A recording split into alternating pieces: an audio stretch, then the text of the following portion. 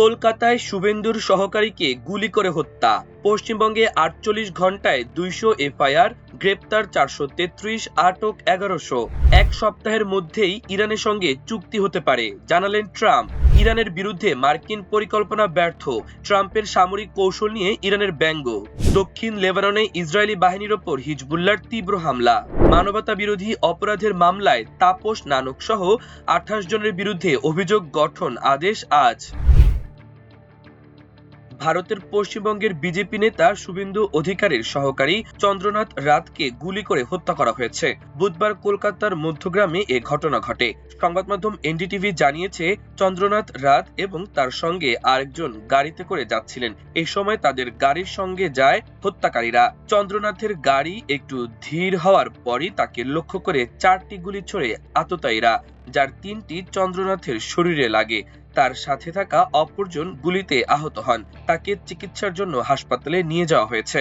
গত ৪ মে পশ্চিমবঙ্গের বিধানসভা নির্বাচনের ফলাফল প্রকাশ করা হয়। এতে নিরঙ্কুশ সংখ্যাগরিষ্ঠতা পেয়ে প্রথমবারের মতো রাজ্যটিতে সরকার গঠন করতে যাচ্ছে বিজেপি। আর এই সরকারের মুখ্যমন্ত্রী হিসেবে শুভেন্দুর দায়িত্ব নেওয়ার কথা। তার আগেই ঘটল এই হত্যাকাণ্ডের ঘটনা।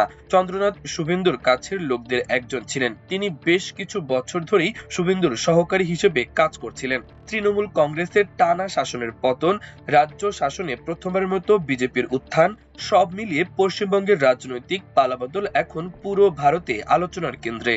বিধানসভা নির্বাচনের ফলাফল ঘোষণার পর থেকে রাজ্যে পালাবদলের কড়া প্রভাব দেখা যাচ্ছে। আইন শৃঙ্খলার চরম অবনতি ঘটছে রাজ্য জুড়েই। পশ্চিমবঙ্গ পুলিশের ভারপ্রাপ্ত মহাপরিচালক সিদ্ধান্ত গুপ্ত গতকাল বুধবার জানান, পশ্চিমবঙ্গের বিভিন্ন জায়গায় নির্বাচন পরবর্তী সহিংস ঘটনা ঘটছে। সর্বশেষ ৪৮ ঘন্টায় রাজ্যের বিভিন্ন জায়গা থেকে ৪ শতাধিক মানুষ গ্রেপ্তার হয়েছে। আটক করা হয়েছে আরো প্রায় ১১০০ জনকে। পুলিশের এই কর্মকর্তা বলেন, ৪ মে ভোটের ফলাফল ঘোষণা হয়। এরপর থেকে বিভিন্ন জায়গায় সহিংসতার খবর পাওয়া গেছে। এর মধ্যে প্রতিপক্ষকে হুমকি, মারধর ও ভয়ভীতি দেখানোর অভিযোগও রয়েছে। সিদ্ধান্ত গুপ্ত আরো বলেন, পুলিশের কাছে ২০০টির বেশি প্রাথমিক অভিযোগ অর্থাৎ এফআইআর জমা পড়েছে। এখন পর্যন্ত ৪৩৩ জনকে গ্রেপ্তার করা হয়েছে।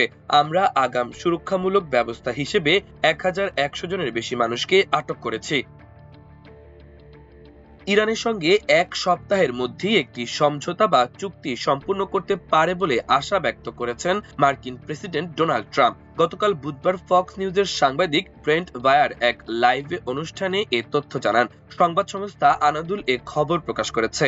ব্রেন্ট বায়ার বলেন, কিছুক্ষণ আগে প্রেসিডেন্টের সঙ্গে আমার ফোনে কথা হয়েছে। প্রস্তাবিত এই সমঝোতা স্মারক নিয়ে তিনি বেশ আশাবাদী। আমি তাকে সময়সীমার কথা জিজ্ঞাসা করলে তিনি জানান, সব ঠিক থাকলে এক সপ্তাহের মধ্যেই এটি চূড়ান্ত হতে পারে। তবে ট্রাম্প বিষয়টিকে সতর্ক আশাবাদ হিসেবে দেখছেন বলেও বায়ার উল্লেখ করেন।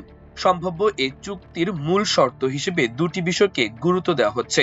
প্রথমত, ইরান থেকে উচ্চমাত্রার সমৃদ্ধ ইউরেনিয়াম অন্যত্র সরিয়ে নেওয়া ও দ্বিতীয়ত, হরমুজ প্রণালী পুরোপুরি উন্মুক্ত রাখা নিশ্চিত করা। একই দিন হোয়াইট হাউসে ট্রাম্প সাংবাদিকদের বলেন, ইরানের সঙ্গে আমাদের আলোচনা বেশ ভালোভাবেই এগোচ্ছে। তারা নিজেরাও আলোচনা করতে ও চুক্তিতে আসতে চায়। দেখা যাক শেষ পর্যন্ত কি হয়। ইরানের বিরুদ্ধে পরিচালিত ট্রাম্পের সাম্প্রতিক পশ্চিমা সামরিক কৌশল ও মহড়াকে তীব্র ব্যঙ্গ ও বিদ্রূপ করেছেন দেশটির প্রভাবশালী পার্লামেন্টারি স্পিকার মোহাম্মদ বাঘের গালিবাফ।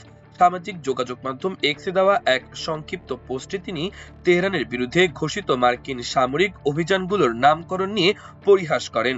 গালিবাফ যুক্তরাষ্ট্রের এই পদক্ষেপগুলোকে অপারেশন ট্রাস্ট মি ব্রো এবং অপারেশন প্রক্সিয়াস হিসেবে পুনরায় নামকরণ করে প্রচার করেন। তার এই মন্তব্য এমন এক সময় এলো যখন মধ্যপ্রাচ্যে সামরিক ও কৌশলগত উত্তেজনা চরম পর্যায়ে রয়েছে এবং উভয় পক্ষই মনস্তাত্ত্বিক লড়াইয়ে লিপ্ত। গালিবাফ তার পোস্টে সরাসরি দাবি করেন, ইরানের বিরুদ্ধে নেওয়া পশ্চিমাদের পরিকল্পনাগুলো আদতে কোনো কার্যকর ফল বয়ে আনতে পারছে না। তিনি বিদ্রূপাত্মক ঢঙে লিখেছেন, অপারেশন ট্রাস্ট মি ব্রো ব্যর্থ হয়েছে। এখানেই থেমে না থেকে তিনি আরো যোগ করেন, এখন পশ্চিমা শক্তিগুলো আবারও তাদের চেনা ছক বা অপারেশন প্রক্সিয়াস নামক নিয়মিত নাটকে ফিরে যাচ্ছে। ইরানের এই প্রভাবশালী নেতা মনে করেন, তেহরানকে চাপের মুখে রাখার জন্য আমেরিকা ও তার মিত্ররা যে ধরনের সামরিক গেম প্ল্যান বা নকশা তৈরি করছে তা কেবল নাম সর্বস্ব।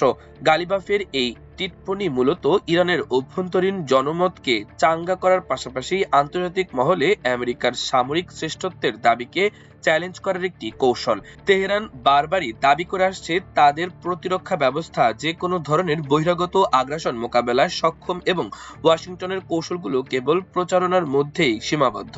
গালিবাফের এই সামাজিক যোগাযোগ মাধ্যমের পোস্টটি ইতোমধ্যে ব্যাপক আলোচনার জন্ম দিয়েছে এবং ইরানি গণমাধ্যমগুলো পশ্চিমাদের বিরুদ্ধে একটি সফল ডিজিটাল কাউন্টার অ্যাটাক হিসেবে বর্ণনা করছে। লেবাননের সশস্ত্র গোষ্ঠী হিজবুল্লাহর দক্ষিণ লেবাননে অবস্থানরত ইসরায়েলি বাহিনীর ওপর তাদের অভিযানের মাত্রা ব্যাপক হারে বৃদ্ধি করেছে। এক আনুষ্ঠানিক বিবৃতিতে গোষ্ঠীটি জানিয়েছে, লেবাননের ভূখণ্ডে অনুপ্রবেশকারী ইসরায়েলি সেনাদের লক্ষ্য করে তারা 17টি সুনির্দিষ্ট হামলা চালিয়েছে। এই সিরিজ হামলায় ড্রোন এবং রকেট ব্যবহার করা হয়েছে বলে হিজবুল্লাহর পক্ষ থেকে নিশ্চিত করা হয়েছে। হিজবুল্লাহর যোদ্ধারা আল কান্তারা, আল বায়াদ, আল তায়েবে, নাকুরা, রিশাফ এবং আয়াত আল শাব এলাকায় অবস্থানরত ইসরায়েলি সৈন্য ও সামরিক যানবাহনের বহরকে লক্ষ্য করে এই আক্রমণগুলো পরিচালনা করে। মূলত ইসরায়েলি বাহিনীর অবস্থান ও সমাবেশগুলোকে তছনছ করে দেওয়াই ছিল এই অভিযানের মূল লক্ষ্য। প্রত্যক্ষ যুদ্ধের পাশাপাশি ইসরায়েলের সামরিক সরঞ্জাম ও অবকাঠামোর ওপরও হিজবুল্লাহ সুনির্দিষ্ট আঘাত এনেছে। আল কুজা এলাকায় ইসরায়েলি বাহিনীর একটি পার্সোনাল ক্যারিয়ার বা সেনা বহনকারী যানের ওপর ড্রোন হামলা চালানো হয়। এছাড়া আল কান্তারা এলাকায় ইসরায়েলি বাহিনীর নবনির্মিত একটি কমান্ডার সেন্টার বা নিয়ন্ত্রণ কক্ষ ড্রোন হামলার মাধ্যমে গুঁড়িয়ে দেওয়ার দাবি করেছে গোষ্ঠীটি। দক্ষিণ লেবাননে ইসরায়েলি আগ্রাসন প্রতিহত করতে পাল্টা প্রতিরোধ গড়ে তোলা হয়েছে বলে হিজবুল্লাহর পক্ষ থেকে জানানো হয়েছে। এই পাল্টাপাল্টি হামলার ফলে সীমান্ত অঞ্চলে উত্তেজনা এখন চরম পর্যায়ে পৌঁছেছে। জুলাই গণঅভ্যুত্থানে রাজধানীর মোহাম্মদপুরে 9 জনকে হত্যার ঘটনায় করা মানবতাবিরোধী অপরাধের এই মামলায় ঢাকা দক্ষিণ সিটি কর্পোরেশনের সাবেক মেয়র শেখ ফজলে নূর তাপস সহ 28 আসামির বিরুদ্ধে অভিযোগ গঠনের আদেশ আজ বৃহস্পতিবার আন্তর্জাতিক অপরাধ ট্রাইব্যুনাল 1 এর চেয়ারম্যান বিচারপতি মোহাম্মদ গোলাম মর্তুজা মজুমদারের নেতৃত্বাধীন 3 সদস্যের বিচারিক প্যানেলে এ আদেশ দেওয়ার কথা রয়েছে। এ মামলায় গ্রেপ্তার 4 জন হলেন নিষিদ্ধ ছাত্রলীগের মোহাম্মদপুর থানা শাখা সভাপতি নাইমুল হাসান রাসেল, সভাপতি সাজ্জাদ হোসেন, ওমর ফারুক ও ফজলে রাব্বি।